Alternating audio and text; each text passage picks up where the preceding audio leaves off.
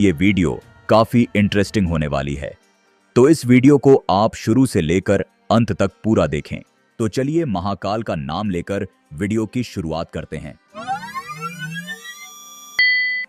दोस्तों, महाकालेश्वर मंदिर के रहस्य को जानने से पहले हम ये मंदिर किस तरह से बना था और इस मंदिर का इतिहास क्या है, इसके बारे में जानेंगे। दोस्तों, शिव पुराण की कथा के अनुसार बहुत समय पहले उज्जैन नगरी, जिसे अवंतिकापुरी के नाम से जाना जाता था, यहां पर चंद्रसेन नामक एक प्रतापी राजा राज करते थे। वे पराक्रमी तो थे ही, लेकिन उनकी सबसे बड़ी पहचान थी भगवान शिव का अनन्य भक्त होना। उनके राजमहल में एक अलौकिक शांति का माहौल था। उनका महल सुबह शाम भगवान शिव की आराधना, रुद्राभिषेक और मंत्रोच्चारण से गूंजता रहता था। राजा की मित्रता शिव के परमगण मणिभद्र से थी। मणिभद्र, जो स्वयं कैलाशवासी थे, एक बार जब उज्जैनी आए तो उन्होंने चंद्रसेन को एक अनोखी चिंतामणि भेंट की। यह कोई साधारण रत्न नहीं था। इसे धारण करने वाले के पास अपार ऐश्वर्य, यश और विजय स्वयं चले आते थे। बस फिर क्या था, मणि मिलने के बाद चंद्रसेन के वैभव की चमक चारों दिशाओं में फैल गई। वह न केवल शक्तिशाली राजा बन गए, बल्कि उनके नाम से शत्रु भी कांपने लगे। लेकिन वो कहते हैं ना कि जहां वैभव होता है, वहां ईर्ष्या भी पीछे नहीं रहती। जब यह बात आसपास के राजाओं को पता चली, तो चारों ओर के राजा उस चमत्कारी मणि को पाने की लालसा में जलने लगे। एक दिन कुछ राजाओं के साथ मिलकर रिपुरंजन और चंद्रभानु ने उज्जैनी पर चढ़ाई कर दी। युद्ध के नगाड़ों की गूंज से धरती थर्रा उठी। उनकी सेना के सामने चंद्रसेन की सेना काफी कमजोर थी। चंद्रसेन की सेना के सामने शत्रुओं की विशाल सेना थी, लेकिन राजा चंद्रसेन तनिक भी विचलित नहीं हुए। उन्हें विश्वास था कि उनकी शक्ति किसी मणि में नहीं, बल्कि महाकाल की भक्ति में है। इसलिए उन्होंने शस्त्र नहीं उठाए, बल्कि एक तपस्वी की तरह महाकाल वन की ओर बढ़ गए, जहां उन्होंने आंखें मूंद लीं और भगवान शिव के ध्यान में लीन हो गए। उन्होंने ओम नमः शिवाय मंत्र का जाप करना शुरू किया। धीरे धीरे उनकी आत्मा उस महाशक्तिशाली परम शिव में विलीन हो चुकी थी। उसी समय उज्जैनी में एक और संकट सिर उठा रहा था। वह था एक भयानक राक्षस दूषण, जो वेद, यज्ञ और भक्ति का विरोधी था। उज्जैन में शिव भक्तों की बढ़ती संख्या और पूजा पाठ देखकर वह क्रोधित हो उठा। वह अपने असुर सैनिकों के साथ उज्जैन पर आक्रमण करने निकल पड़ा। उसकी मंशा शिव भक्तों का अंत करना, मंदिरों को तोड़ना और भक्ति की जड़ें उखाड़ फेंकना और खुद को भगवान घोषित करना था। उसने उज्जैन की जनता पर अत्याचार करना शुरू कर दिया, जिसकी वजह से अवंतिका यानी कि उज्जैन की जनता में हाहाकार मच गया और वह यहां वहां अपनी जान बचाकर भागने लगे। अब अवंतिका दो दिशाओं से घिर चुकी थी, एक ओर लोभी राजा और दूसरी ओर राक्षसी शक्ति। शहर भय, आशंका और अराजकता में डूब चुका था। इसी दौरान आक्रमण के भय के कारण अवंतिका के एक कोने से एक विधवा गोपी अपने 5 साल के बेटे के साथ आश्रय की तलाश में भटकती हुई उसी महाकाल वन में पहुंच गई। उसने देखा कि एक राजा, जिसने जरूर ऐश्वर्य का जीवन जिया होगा, अब साधक की तरह तपस्या में लीन है। यह दृश्य अद्भुत था। उसका बालक, जो उत्सुक और जिज्ञासु था, राजा को शिव की भक्ति में देखकर मंत्रमुग्ध हो गया। वह भी वहीं थोड़ी दूर बैठ गया और एक छोटा सा शिवलिंग बनाकर उसकी पूजा करने लगा। फूल, जल, बेलपत्र जो भी पास मिला, वह शिवलिंग पर चढ़ाता गया। धीरे धीरे वह शिव भक्ति में इतना खो गया कि मां की आवाजें भी उसे सुनाई नहीं दे रही थीं। उसकी मां बार बार बुलाती रही, आजा बेटा, भूख लगी होगी। लेकिन बालक का मन अब शिव में रम चुका था। अंत में मां का धैर्य जवाब दे गया। वह वहां पहुंची जहां उसका बेटा पूजा कर रहा था। क्रोध में आकर उसने पूजा की सारी सामग्री फेंक दी और बालक को पीटने लगी। यह क्या पागलपन है? लेकिन तभी कुछ चमत्कारिक घटा। अचानक वहां एक दिव्य तेज उत्पन्न हुआ। आकाश में घंटियों की ध्वनि गूंज उठी। तेज रोशनी के बीच एक भव्य मंदिर का निर्माण होता दिखाई दिया और जब सब शांत हुआ, तब उस जगह एक दिव्य शिवलिंग प्रकट हो चुका था, जिस पर वही फूल और बेलपत्र छड़े हुए थे जो उस बालक ने पहले चढ़ाए थे। शिव स्वयं प्रकट हो गए। उनकी कृपा उस मासूम भक्त पर बरस पड़ी थी। मां हैरान रह गई थी, लेकिन उसने पहली बार जाना कि सच्ची भक्ति न उम्र देखती है, न साधन, वो बस भाव देखती है।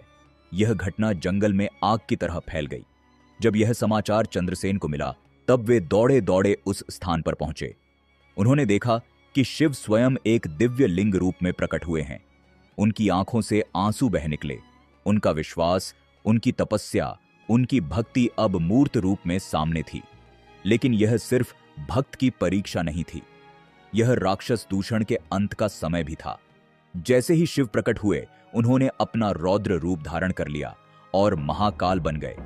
उनकी जटाएं आकाश तक फैल गईं, त्रिनेत्र से अग्नि निकली और हाथों में त्रिशूल लिए वह दूषण की ओर बढ़े और पल भर में ही दूषण और उसकी असुर सेना का अंत हो गया।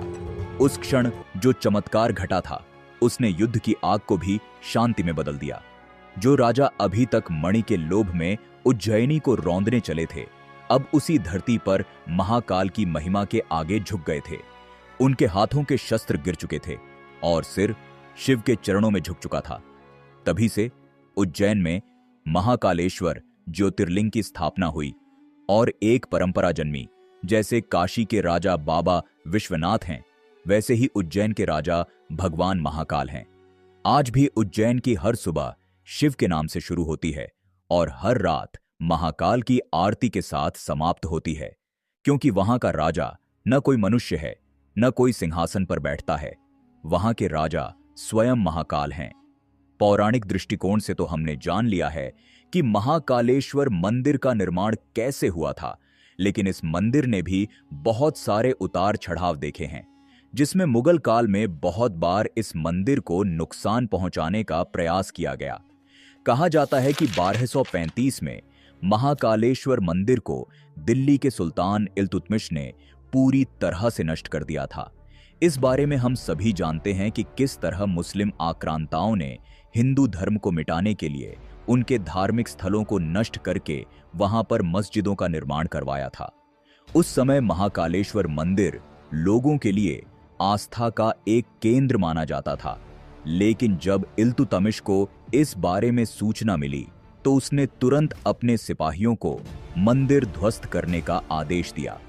लेकिन जब हिंदुओं को इस बारे में पता चला तो उन्होंने सिपाहियों के आने से पहले ही महाकाल मंदिर के गर्भगृह में स्थित स्वयंभू ज्योतिर्लिंग को आक्रांताओं से सुरक्षित बचाने के लिए पास में ही बने एक कुएं में रखा दिया था। इसके बाद औरंगजेब ने मंदिर के अवशेषों से वहां एक मस्जिद का निर्माण करवा दिया था। मंदिर टूटने के बाद करीब 500 सालों से अधिक समय तक महाकाल का मंदिर जीर्ण शीर्ण अवस्था में रहा और ध्वस्त मंदिर में ही महादेव की पूजा आराधना की जाती रही। लेकिन जब कई वर्षों बाद 1728 में मराठा शूरवीर राणोजी राव सिंधिया ने मुगलों को परास्त किया, तब उन्होंने मंदिर तोड़कर बनाई गई उस मस्जिद को गिराया और 1732 में उज्जैन में फिर से मंदिर का निर्माण कर ज्योतिर्लिंग की स्थापना की। तो चलिए दोस्तों, अब इतिहास और पौराणिक कथा के बाद अब हम बात करते हैं एक एक करके महाकालेश्वर मंदिर से जुड़े हुए तमाम रहस्यों के बारे में। नंबर 1, रहस्यमयी स्वयंभू शिवलिंग। महाकालेश्वर मंदिर में जो शिवलिंग मौजूद है, उसके बारे में कहा जाता है कि यह स्वयं उत्पन्न हुआ है। इसको किसी के द्वारा स्थापित नहीं किया गया है। यहां पर शिवलिंग कैसे प्रकट हुआ था, इसके बारे में हमने आपको वीडियो में पहले ही बता दिया है। महाकालेश्वर मंदिर में जो भी श्रद्धालु आता है, उसे खुद अनुभूति होती है कि वास्तव में यहां पर मौजूद शिवलिंग देवीय ऊर्जा से भरपूर है। भक्तों का मानना है कि महाकालेश्वर के शिवलिंग में उनकी गहरी इच्छाओं को पूरा करने और उन्हें बुरी शक्तियों से सुरक्षा प्रदान करने की शक्ति है। महाकालेश्वर मंदिर के शिखर के ठीक ऊपर कर्क रेखा गुजरती है, इसलिए इसे पृथ्वी का नाभिस्थल भी कहा जाता है। सावन के महीने में दूर दूर से लोग महाकालेश्वर मंदिर आते हैं। पवित्र महीने के सोमवार को महाकाल के दर्शन बेहद शुभ माने जाते हैं। यहाँ कण कण में शिव का वास है।